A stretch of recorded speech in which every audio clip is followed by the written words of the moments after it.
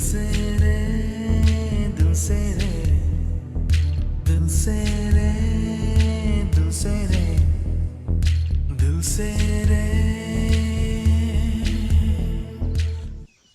ये सॉन्ग है दिल से फिल्म से, टाइटल ट्रैक है। गुलजार का लिखा हुआ है और ए आर रहमान का संगीत है। ये एक सूफियाना कलाम है। हालांकि फिल्म में तो एक रोमांटिक सॉन्ग है, लेकिन फिर भी इसकी लिखावट है ना, बहुत गहरी है। शुरुआत होती है ये बोल से, मतलब दिल से रे। ये सॉन्ग में आने से पहले है ना, मैं कुछ बातें क्लियर कर दूं तो फिर ये सॉन्ग में हम लोगों को बड़ी आसानी से शिरकत मिलेगी। कहते हैं कि ये कायनात जो बनी है ना, वो उस रोशनी से बनी है, वो उस खुदा से बना है, या फिर उस परम चेतना से ये कायनात की रचना हुई है। हम लोग जब वो परम चेतना से उतर के इस शरीर में आए ना, बड़ी आसानी से आ गए। हालांकि कहते हैं कि वो 9 महीने का जो माँ का गर्भवास है, वो भी एक तरह का बहुत गहरा यातना से भरा हुआ होता है, लेकिन फिर भी बहुत आसानी से हम लोग इस दुनिया में आ चुके हैं और फिर ये दुनिया को अपना चुके हैं। लेकिन कहते हैं कि वापस वो रोशनी से ही हम लोग आ चुके हैं, लेकिन वापस वो रोशनी में पहुंचने के लिए बहुत जद्दोजहद करनी पड़ती है। आंधी तूफानों का सामना करना पड़ता है, तब जाकर के फिर से वो रोशनी में हम मिल पाते हैं। ये बात को तो क्रिश्चियनिटी मानती है, इस्लाम मानता है, हिंदुइज्म मानता है। हर धर्म के, हर मजहब के शास्त्र, हर मजहब के ज्ञाता, हर मजहब के पीर पैगंबर, सब लोग मानते हैं इस बात को कि उतरना तो बहुत आसान था, लेकिन वापस उस चेतना में मिल पाना असंभव तो नहीं बोलेंगे, लेकिन असंभव जितना मुश्किल। तो ये बात को हम समझेंगे ना, तो फिर ये सॉन्ग को समझना बहुत आसान है। तो ये सॉन्ग पे आने से पहले है ना, कुछ पंक्तियां हैं, मैं जस्ट पढ़ लेता हूं, साफ हो जाएगा। खुदा की खुदाई भुलाकर, खुदा की खुदाई भुलाकर, खुदी के रंगीनियों में रंगीला होने जो आया। खुदा की खुदाई भुलाकर, खुदी के रंगीनियों में रंगीला होने जो आया, तो इस बेवफा जहां ने अपना असली जहन्नुम ही दिखा डाला। तब जाकर वो खुदा फिर याद आया। तो ये पंक्तियों को अगर हम अच्छे से समझेंगे तो ये पूरा सॉन्ग खुल जाएगा। और ये सॉन्ग में हम प्रवेश करने से पहले ना, मैं एक कहानी बताता हूं और ज्यादा क्लैरिटी आ जाएगी। एक राजा थे जिनका नाम था सदविवेक सिंह। वो आत्मापुर नगरी के राजा थे। राज्य में खुशहाली थी, बहुत बड़ा डायनेस्टी किंगडम के मालिक थे। उनका एक ही लड़की था जिनका नाम था मानसी।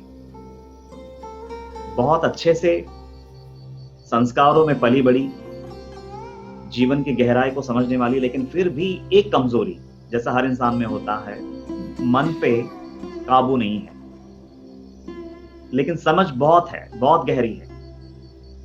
पिताजी हमेशा बताते रहते हैं कि हमारा ये जो किंगडम है ना, ये हर तरह से मतलब सुख सुविधाओं से लैस है, और इसके बाहर कभी कदम मत रखना, इसका बाहर का दुनिया अच्छा नहीं है। लेकिन इतना बोलते ही वो लड़की के जहन में जैसे मानो एक खलबली मच जाती है कि बाहर की दुनिया में ऐसा क्या है जो पिताजी मुझे हमेशा रोकते हैं। लेकिन वो समझाते रहते हैं, लेकिन वो और इतनी सुख सुविधाएं हैं, कहीं एकड़ जमीन मतलब इनका है, क्योंकि वो तो राजा थे।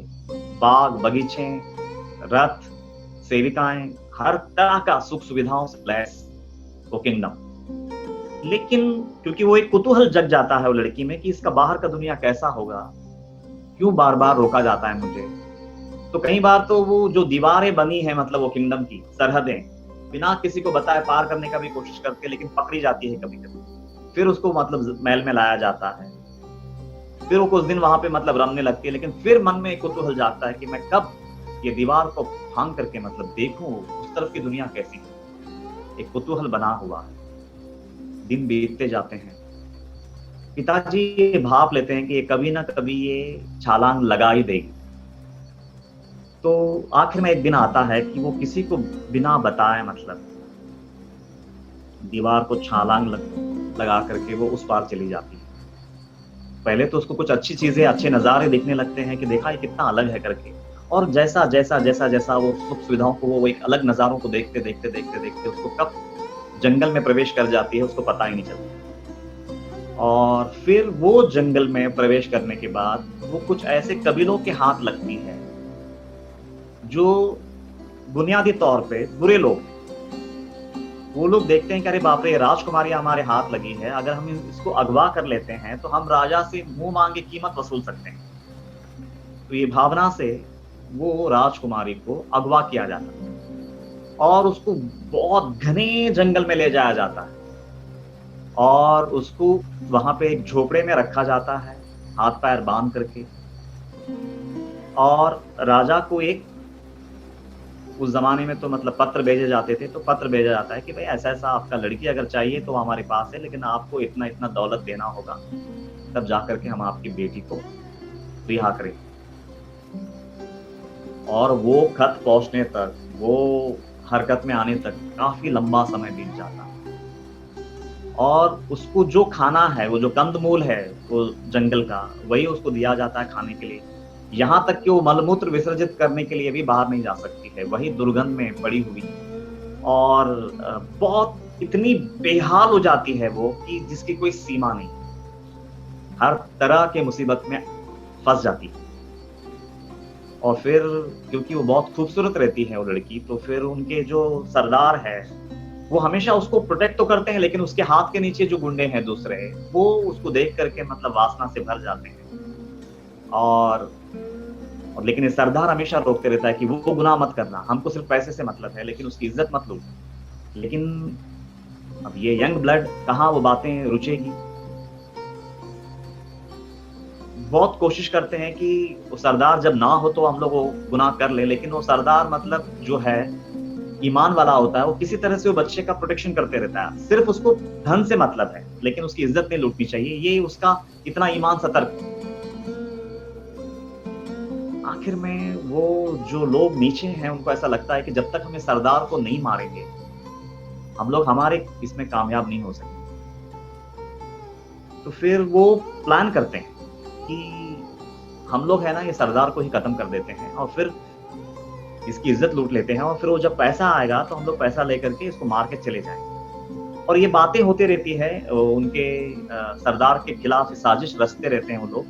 तो वो लड़की वो बात सुन लेती है और सुन लेने के बाद उसमें कहाँ से पता नहीं इतनी ताकत आ जाती है कि वो दरवाजों को मतलब फांग करके वो निकलती है, वो झोपड़ा तोड़ करके निकलती है और दौड़ लगाती है। वो लोग उसके पीछे दौड़ते हैं लेकिन उसके हाथ नहीं लगती है। और फिर वो रात हो जाता है जंगल में, कहीं बिच्छू ने काट लिया, तो चलने की आहट से दूसरे जानवर मतलब चिल्लाने लगते हैं कि ये आहट कहाँ से आ गई। तो वो एक एक जानवर के आवाज से कंपित होते हुए कहीं बंदर पीछे पड़ जाते हैं, पूरा बदन को नोच लेते हैं वो लड़की का। उसकी जो हाल है वो जिसकी कोई सीमत नहीं है, ऐसी हाल हो जाती है उसकी। कभी सर्प दिख गया तो डर के मारे मतलब कांप उठी। वो रात में वो जंगल से गुजरते हुए वो एक एक यातना सहते सहते सहते सहते सहते सुबह होते होते होते उसको अपना किंगडम दिख जाता। फिर वो वापस वो किंगडम में प्रवेश कर जाती है और उसको ऐसा लगता है जैसे मानो उसने फिर से नया जन्म ले। तब जाकर के उसको ये यकीन हो जाता है कि मुझे पापा क्यों रोक रहे थे, कि मैं बाहर क्यों कदम नहीं रखना चाहिए। फिर वो अपने किंगडम में प्रवेश कर जाती हैं और फिर पिताजी के चरणों में जाकर के गिर जाती है और रो रो करके ये प्रार्थना करने लगती है कि आपने कितना सही कहा था, लेकिन मैं नहीं मानी और इतनी बड़ी भूल कर बैठी। तो वो राजा बोलते हैं कि कोई बात नहीं, जो हो गया सो हो गया, लेकिन अब तो पता चला ना। तो बोलता अब कुछ समय तो इत्मीनान से रह तू। उसको हर सुविधाओं में रखते हैं, मेंटली वो जो पूरी तरह से बिखर चुकी है उससे संभाला जाता है। किसी तरह से वो थोड़ी सी मतलब फिर से स्टेबल की स्थिति में आ रही होती है। एक दिन वो बड़ा अजीब दृश्य देखती है अपने कमरे से। उनके पिताजी जो है कुछ लोगों को है पैसे दे रहे हैं और उनका पेट थपथपा रहे हैं, ऐसा दृश्य देखती है।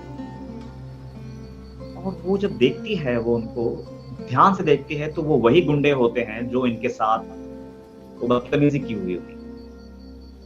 वो पिघल जाती है, टोटली शैटर्ड मतलब। और उनको तभी पूरी तरह से यकीन हो जाता है कि ये क्या हुआ और क्यों हुआ। वो फिर जाकर के उनके चरणों में गिरती है, उनको वो लड़की को बुरा नहीं लगता है और रो रो करके प्रार्थना करने लगती है कि मैं बहुत भाग्यवान हूं जो मुझे आप जैसा पिता मिला है, लेकिन मैं आपको वादा करती हूँ पिताजी कि अब आज के बाद ये किंगडम को मैं कभी भी मतलब त्याग करके बाहर की दुनिया में कदम नहीं रखूंगा। तब उसके पिताजी बोलते हैं नहीं, उस वक्त जाना मनाही था, अभी तो तुमको जाना चाहिए उस किंगडम, क्योंकि अब तुम अपने आप पे जीत हासिल करके वहां पे तुम कदम रखो। पहले जो जा रही थी ना बेहोशी में, अज्ञान में जाने वाली थी, अब तो तुम पूरी तरह से होश से भर चुकी हो। उल्टा अभी तुमको उस दुनिया में इसलिए कदम रखना है ताकि वहां के लोगों को इस किंगडम में ला सके।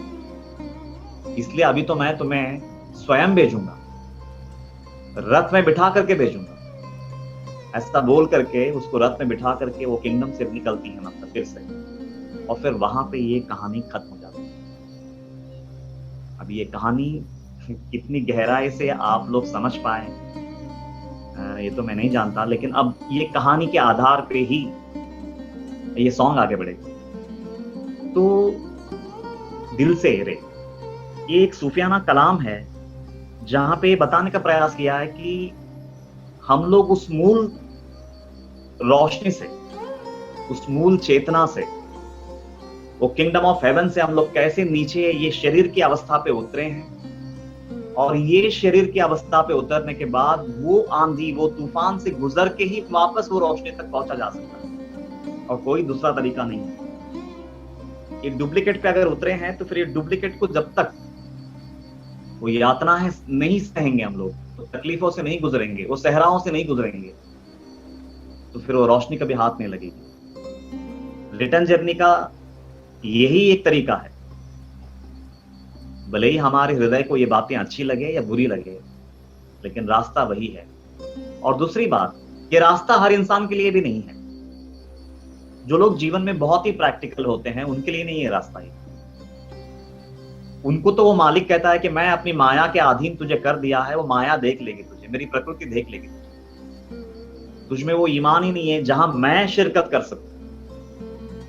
मैं तब एंट्री लेता हूं जब मुझे सामने वाले में वो ईमान नजर आता है, वो सच्चाई नजर आता है, वो जीवन के मूल्यों को जो जी रहा होता है। मैं ऐसे लोगों पे मेरी नजर पड़ती है और ऐसे लोगों को मैं आजमाता हूं, ऐसे लोगों को मैं वो सहराओं से ले जाता हूं, बेईमानों को नहीं। बेईमानों के लिए तो मेरी माया ही काफी है, वो देख लेगी। तू हर जन्म अपने कर्म करता जा, उसका फल वो देती रहेगी, तू भोगता जा, कभी सुख भोग ले कभी दुख भोग ले, वो तेरी मर्जी। मैं उन लोगों की तरफ मेरी नजर नहीं जाती है, मेरी नजर तो उनके प्रति जाती है जो ईमान के, जो धर्म को जीना चाहते हैं। हाँ, ऐसे लोगों पे मेरी नजर जाती है, लेकिन उनमें धर्म की भावना तो प्रबल है, लेकिन संसार की आसक्ति भी उतनी ही होती है। और जब ये दोनों चीजें मैं देखता हूं तो फिर मुझे ऐसा लगता है कि अगर मैं इनको आजमाऊंगा तो इनकी आसक्ति गिर जाएगी, क्योंकि इनमें वो ईमान है, ये ठहर भी पाएंगे, ये मुझे फेस भी कर पाएंगे, सह भी पाएंगे। और ऐसे लोगों को वो सहराओं से ले जाता हूँ, वो तूफानों से ले जाता हूँ, और फिर वो उनको उस रास्ते से ले जाते हुए उनका वो देह बुद्धि जो है क्षण क्षण गिरता जाता है, और फिर वो एक दिन वो रोशनी में प्रवेश करने लायक हो जाते हैं। तो वो आजमाइश भी वो मालिक हर इंसान को नहीं आजमाते। सबसे पहली बात तो ये बात वाज़ेह तौर पे हम लोग क्लियर कर लेते हैं। आजमाइश आजमाइश बोलते हैं तो आजमाइश ईमान वालों के लिए होता है, बेईमानों के लिए नहीं। देखो, ये दुनिया को है ना दो लोग चलाते हैं। 99% लोगों को माया चलाती है, उनकी प्रकृति चलाती है, और 0.1% जो लोग हैं उनको वो चलाते हैं, मायापति चलाते हैं। तो ये बुनियादी फर्क है। तो हर इंसान को तो आजमाइश में नहीं डालेंगे, उनकी औकात ही नहीं है कि उनको आजमाया जा सके। जिनमें गहरी ईमान होती है, सच्चाई होती है, निस्वार्थ जीवन जीने का सलीका जिसको आ गया हो, उनको आजमाया जाता है। तो ये कुछ बातें बुनियादी तौर पे क्लियर करना लाजमी था। तो अभी हम लोग सॉन्ग में प्रवेश करते हैं। एक सूरज निकला था, कुछ वारा पिघला था, एक आंधी आई थी जब दिल से आह निकली थी।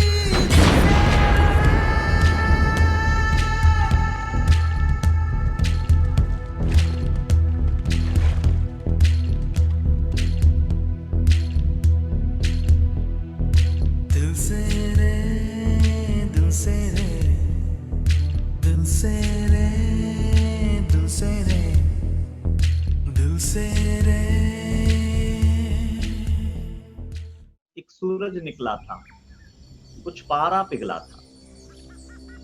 ये एक सूरज निकला था, सूरज जो तपाता है, कुछ पारा पिघला था। पारा को भी असल में ना, जो ताप को ही हम पारा भी बोलते हैं, लेकिन बड़ा अजीब बात है, कुछ पारा पिघला था।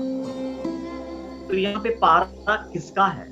वो जब सूरज निकलता है ना, वो जब तपस्या का सूरज निकलता, जब किसी के इंसान के जीवन में प्रवेश करता है, तप रूपी सूरज, तपस्या रूपी सूरज, तो पारा पिघलता है।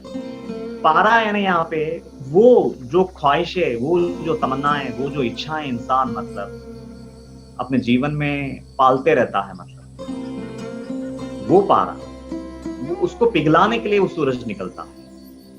लेकिन फिर बोलूंगा मैं, ये उनके लिए है जो ईमान वाले होते हैं, क्योंकि वो मालिक को मालूम है जब तक इनकी इच्छाओं पे मैं अंकुश नहीं लाऊंगा, ये वो रोशनी तक नहीं पहुंच पाएंगे। और वो रोशनी जो है, इसकी छोटी मोटी खुशियों से तो बहुत ऊंची चीज है, क्योंकि वो मालिक जानता है ना। लेकिन मैं जब तक इसको इन तकलीफों से ये पारा नहीं पिघलवाऊंगा, तो ये उस रोशनी तक नहीं पहुंच पाएगा। एक सूरज निकला था, कुछ पारा पिघला था, एक आंधी आई थी जब दिल से आह निकली थी, और फिर मैं उसके जीवन में वो आंधी, वो तूफान उठा देता हूं, और तब वो अंदर से वो चीख निकलती है, वो मन का, वो दिल का, वो जो तकलीफ है, वो जो रुदन है, वो रुदन ही एक तरह से देखा गया तो वो रोशनी का सबब बन जाता है। और जब तक वो चीख नहीं निकलेगी, वो आह नहीं निकलेगी, तो तकलीफों से नहीं गुजरेंगे, ये देह बुद्धि नहीं घटेगी, ये देह बुद्धि नहीं गिरेगी, ये झूठा जो नकाब है वो नहीं हटेगा। रास्ता एक ही है, आंधी का, तूफान का। लेकिन मैं फिर बोलूंगा, ये उनके लिए है जो बहुत ईमान की जिंदगी जीना चाहते हैं अपने जीवन, प्रैक्टिकल नहीं है। जो लोग प्रैक्टिकल लाइफ जीते हैं, उनके लिए ये लाइंस नहीं है, ये गीत भी नहीं है, और उनको मालिक नहीं हैंडल करते हैं, मालिक की प्रकृति, मालिक की माया हैंडल करती है। तो ये बुनियादी फर्क है। इसलिए वो बोल रहा है एक सूरज निकला था, मतलब एक तपस्या रूपी सूरज उसके जीवन में जब उतरता है, कुछ पारा पिघला था, तो जीवन के जितने भी आशा आकांक्षाएं हैं वो पिघलने लगती हैं जब वो तपस्या रूपी सूरज हमारे जीवन में उतरता है। एक आंधी आई थी जब दिल से आह निकली थी। तो और कई बार है ना, एक गहरा पेन से गुजरने के बाद ही वो रोशनी का पता चलता है। मैक्सिमम टाइम्स आप चाहे किसी का जीवन का मतलब राज भी देख लीजिए, जब बहुत गहन पीड़ा से गुजरते हैं, तब उसके बाद ही वो रोशनी का खबर लगता है। इवन गौतम बुद्धा जैसे लोग भी, जिन्होंने मतलब खुशियों को त्याग करके, किंगडम को त्याग करके, जब वो रोशनी के लिए मतलब संन्यास्त होकर के घर से बाहर निकले, वो भी वो पीड़ा से गुजरे। तो फिर हम लोगों की तो बात ही छोड़ो, वो भी वो पीड़ा से गुजरे हैं, और उसके बाद ही वो रोशनी हाथ लगी। और हम लोग तो यहाँ पे मतलब एक ख्वाहिशों में, इन तमन्नाओं में हम लोग पूरी तरह से फंसे हुए हैं। त्याग का बूंद भी नहीं है हमारे जीवन में, तो फिर हमारा आश्रय क्या होगा, वो तो फिर बहुत ही अलग चीज है। तो ये कड़वी सच्चाई है, एक्सेप्ट करते हैं। दिल तो आखिर दिल है ना, मीठी सी मुश्किल है ना, पिया पिया पिया पिया पिया ना पिया, जिया जिया जिया ना जिया, दिल से रे।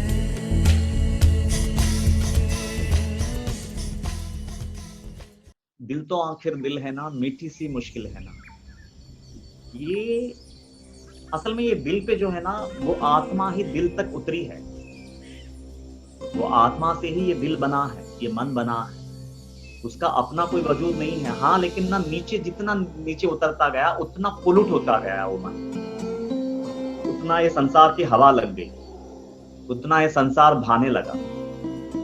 अच्छा, सिर्फ भाने नहीं लगा, फिर वो संसार को भोगने के लिए सही गलत कर्म करता रहा, और कर्म की गठरी बढ़ा के लिया, और जब वो सारा गठरी धुलने का समय आ गया, जब उसको भोगने का समय आया, तो अब चीख निकल रही है। दिल तो आखिर दिल है ना, मीठी सी मुश्किल है ना।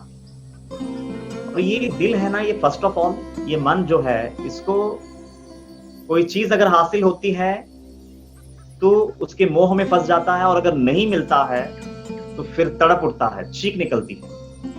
इसको हैंडल करना सच में एक बड़ी मीठी मुश्किल है ये, और इसको है ना हम दंड भी नहीं दे सकते हैं, क्योंकि हमारा इसके प्रति मोह है। इसके दम पे तो हम थोड़ी बहुत खुशियां हासिल करते हैं, इसको पूरी तरह से हम दंडित भी नहीं कर सकते। ये मीठी मुश्किल है हमारे लिए। दिल तो आखिर दिल है ना, मीठी सी मुश्किल है ना, पिया पिया पिया ना पिया। मतलब ये संसार को पिया बोल सकते हैं कि मैं तेरे को पूरी तरह से भोग भी नहीं सकती हूँ और मैं तुझसे पिंड भी नहीं छुड़ा सकती हूँ। ऐसी मीठी मुश्किल है ये मन का। जिया जिया जिया ना जिया, एक तरह से मैं जी भी रही हूँ या नहीं जी रही हूँ, मतलब ये आधा अधूरा, मतलब ये जो पूरी तरह से मेरे मन के हिसाब से कोई चीज होती है ना, मैं ये मन को कोई मोड़ दे पाता हूँ। मतलब दोनों ही सूरतों में मैं पूरी तरह से बेबस हूँ। ऐसा बोल करके ये पहला स्टैंजा खत्म होता है।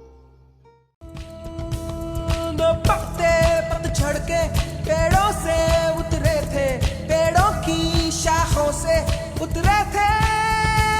फिर उतने मौसम गुजरे, वो पत्ते वो बेचारे, फिर उगने की चाहत में वो सहराओं से गुजरे।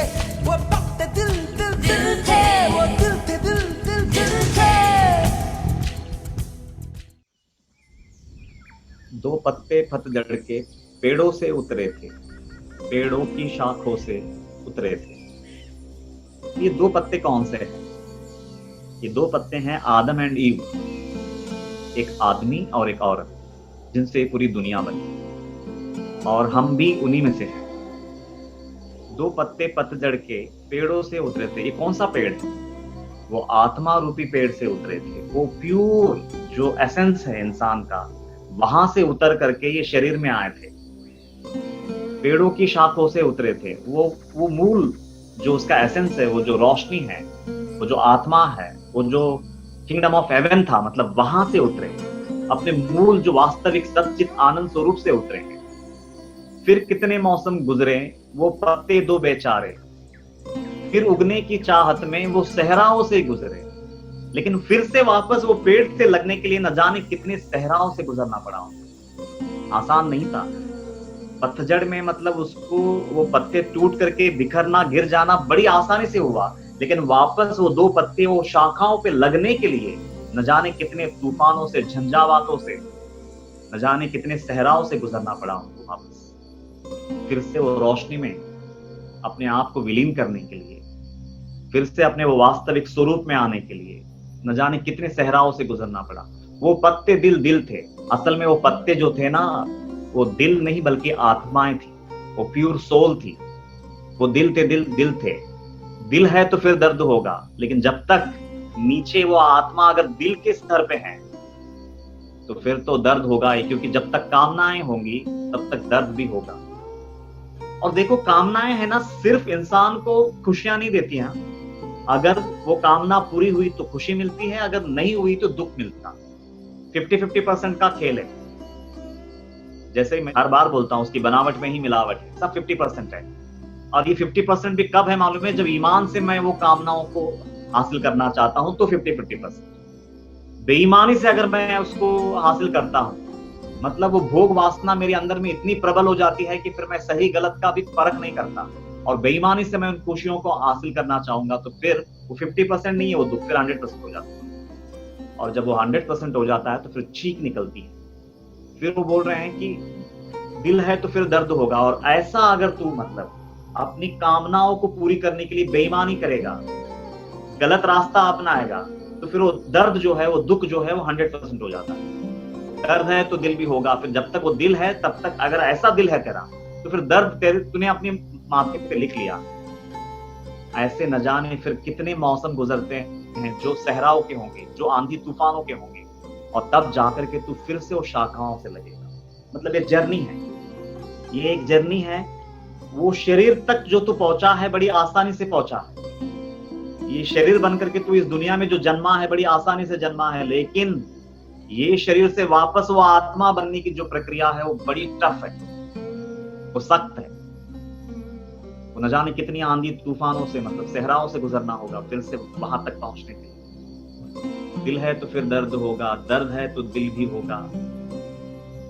दिल से रे, दिल से रे। फिर ये दिल जब भी वो बोला है ना, मतलब इस सॉन्ग में, तो याद रखना वो जो प्योर आत्मा से जो उतर करके ये शरीर और दिल पे आया है, वो उस दिल की बात कर रहा है।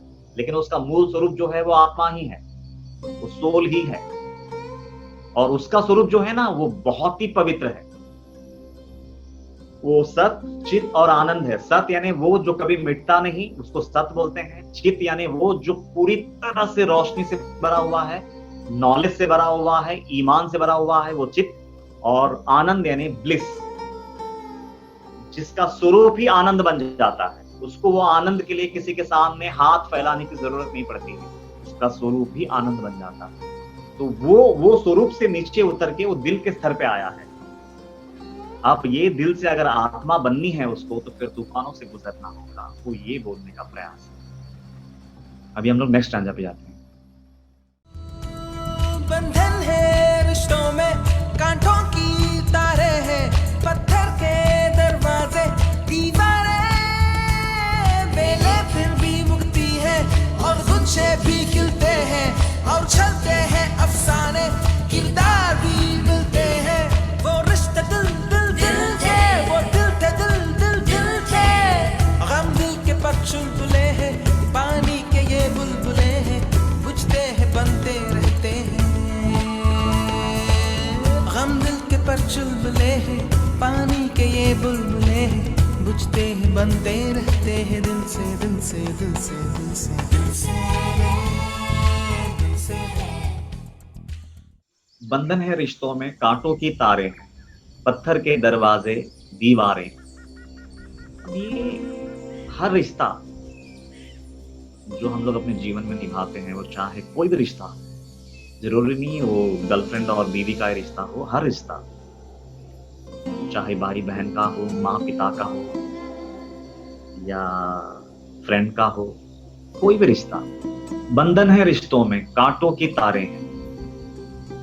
ऐसा उन्होंने क्यों कहा है? मतलब पत्थर के दरवाजे, दीवारें, क्योंकि ये जो रिश्ते होते हैं ना, हर इंसान मूल रूप से वो स्वार्थी होता है और मूल रूप से वो इगोइस्टिक होता है।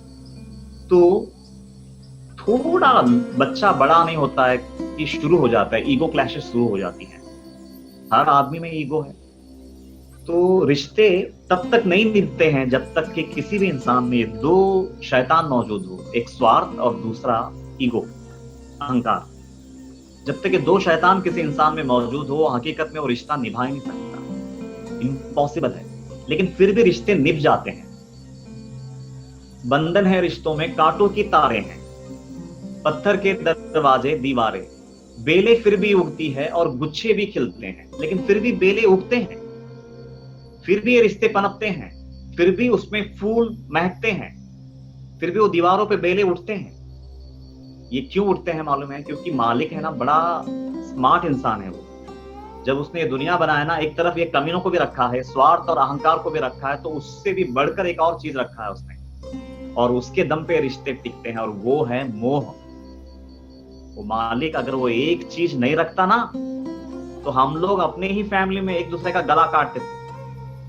ये इतना इगोइस्टिक है हम लोग, इतना स्वार्थी है।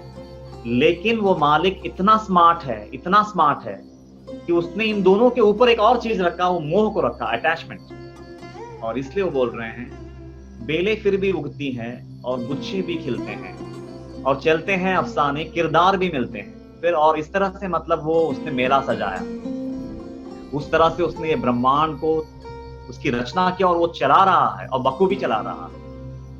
किरदार भी मिलते हैं। वो रिश्ते दिल दिल थे, और वो रिश्ते जो है ना, हकीकत में भले ही वो निचले लेवल पे इतने बुरे हैं, इतने स्वार्थपूर्ण हैं, इतने अज्ञान से भरे हुए हैं वो रिश्ते, लेकिन फिर भी वो मैं ही हूं, वो दिल ही है, वो आत्मा ही है। और फिर आगे वो बोल रहे हैं, गम दिल के बस चुलबुले हैं। और ये जो गम है ना, ये भी हकीकत में, भले ही वो सहराओं से गुजरना है, लेकिन वो भी टेम्पररी है। पानी के ये बुलबुले हैं, जैसे पानी पे कोई बुलबुला होता है, वैसा ही ये गम भी है। लेकिन अगर वो सहराओं से गुजरेंगे, तो फिर वो ऑटोमेटिकली ये जो शरीर के स्तर पे जो आत्मा उतरी है ना, वो डुप्लीकेट गिरने लगता है।